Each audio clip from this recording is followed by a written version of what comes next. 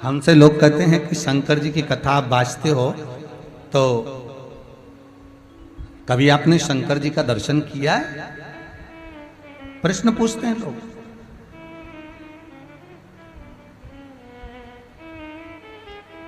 क्या आपने कभी शंकर जी का दर्शन किया है?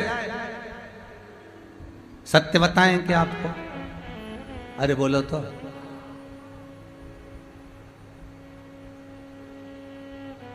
ईमानदारी की बात है कि ऐसा कोई दिन जाता ही नहीं है जिस दिन शंकर का दर्शन होता नहीं है। जब व्यासपीठ पर बैठते हैं और जितने लोग कथा में आकर बैठते हैं, आप जितने कथा सुन रहे हो, चाहे मोबाइल पर सुन रहे हो, चाहे टीवी पर सुन रहे हो, चाहे इस पंडाल में बैठकर सुन रहे हो, आपका दर्शन करना ही शंकर के दर्शन के बराबर है, शिव के दर्शन।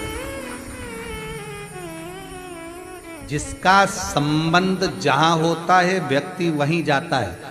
तुम्हारे 4 रिश्तेदार के यहाँ शादी हो, 4 पहचान वालों के यहाँ शादी हो, पर तुम्हारी जिससे ज्यादा पटेगी तुम उसी के यहाँ जाओगे। बोलो सही है कि गलत है? अरे बोलो तो। भले तुम्हारी पड़ोसन के यहाँ शादी हो और तुम्हारे रिश्तेदार में शादी हो, तो तुम रिश्तेदार से अगर अच्छी नहीं पटती ना, बहन से अच्छी नहीं पटती, काका जी से नहीं पटे, मामा जी से नहीं पटे, तुम उसके यहाँ नहीं जाओगे। और पड़ोसन क्या, भले नहीं जैसी है पड़ोसन, प्रेम रखती है, आगे बढ़कर चाय पिलाती है, तुमको मान देती, सम्मान देती, जीजी क्या करूं, जीजी बता, तो जीजी जीजी कर कर जब वो बात करती है तो तुम किसके घर में शादी में जाओगी? पड़ोसन के, किसके? पड़ोसन के घर में जाओगे। जो जिसकी जहां ज्यादा पटती है, जिसमें जहां प्रेम रहता है, वो वहीं जाता है। चाहे मोहल्ले में 5 शादी हो, 10 शादी हो, रिश्तेदार के यहाँ 25 शादी हो, पर तुम उसी के यहाँ जाओगे जिसके यहाँ तुम्हें प्रेम मिलता है, जो तुम्हें सम्मान देता है, जो तुम्हें आदर देता है। उसी तरह शंकर की कथा में कौन जाता है? ये पार्वती ने भी पूछा था, तो शंकर ने कहा था, पार्वती, शिव महापुराण के अंतर्गत कथा सुनने कोई दूसरा नहीं जाता, ये त्रिकालदर्शी भगत के रूप में स्वयं जाता है, स्वयं शिव कथा श्रवण करने जाते हैं। तो यहां तो रोज शंकर का दर्शन हो रहा। अब दुनिया के लोग पूछे कि शंकर तुमने कब देखे, तो ये यहां सामने बैठे, इतनी सारी जगदम्बा, इतने सारे भेरू, इतने शंकर, कितने यहां शिव पुराण करिए, कंकर में शंकर है। 3.5 करोड़ ये रोम छिद्र जो मनुष्य के शरीर में दिए हैं, एक एक रोम छिद्र में शिव बसा हुआ, एक एक रोम छिद्र।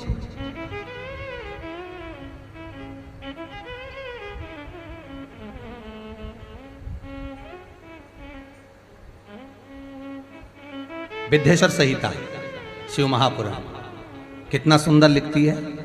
किसी ब्राह्मण के मस्तक पर तिलक लगा हुआ देख लो, चाहे बिंदी लगी हो, चंदन लगा हो, त्रिपुंड लगा हो, जो भी तिलक उसने लगा कर रखा है, किसी ब्राह्मण के मस्तक पर, विद्येश्वर संहिता कहती है, मस्तक पर ब्राह्मण के जब तिलक लगा हुआ देख लो, तो देखते से ही समझ जाना कि आज शंकर का दीदार हो गया है, आज शिव का दर्शन हो गया है। भले वो कोई भी तिलक लगाया, ये जरूरी नहीं कि उसने त्रिपुंड लगाया, ये जरूरी नहीं कि उसने बिंदी लगाई है, ये जरूरी नहीं कि उसने क्या लगाया है, बस उसका दर्शन ही मात्र आनंद पा गया। उसी तरह शिव महापुराण की कथा विद्येश्वर संहिता कहती है, कोई शंकर के मंदिर से बाहर निकल रहा हो, भले उसने तिलक लगाया ना लगाया, उसका दर्शन भी हो गया तो समझ लेना शिव मिल गया। कोई कथा में से श्रवण कर कर जा रहा हो। शिव महापुराण की विद्येश्वर संहिता कहती है, अधोगति में मरने वाले की मुक्ति नहीं है, कुंवारी अवस्था में मरने वाले की मुक्ति नहीं है। कथा सुनिए ना, पहले बताई थी, अगर टीवी पर सुनी होगी आप लोगों ने, कि कुंवारी अवस्था में जो मर जाता है उसको ना पिंडदान मिलता है, ना तर्पण मिलता है, ना ब्राह्मण का भोज मिलता है, ना उसका श्राद्ध होता है, ना उसकी ब्रह्म कपाली होती है, ना उसको मोक्ष मिलता है, क्योंकि वो कुंवारी अवस्था में मर।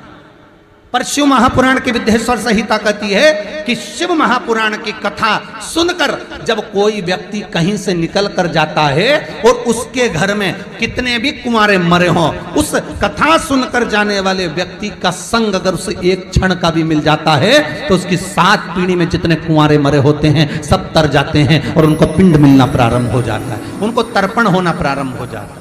अब विचार करिए, आप इतने लोग कथा सुन रहे हो तो आप लोगों का केवल संग पाना, आप लोगों का केवल दर्शन पाना, आप लोगों का केवल स्पर्श पाना, आप लोगों का केवल स्मरण कर लेने पर ही पितर तर जाते।